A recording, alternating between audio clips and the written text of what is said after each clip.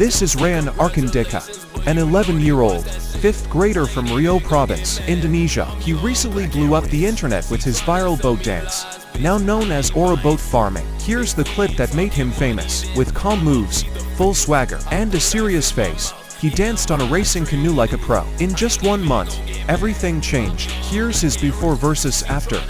Proof that one moment can change a life. Rayan was named Tourism Ambassador of Riau Province and received a government scholarship for spreading local culture worldwide.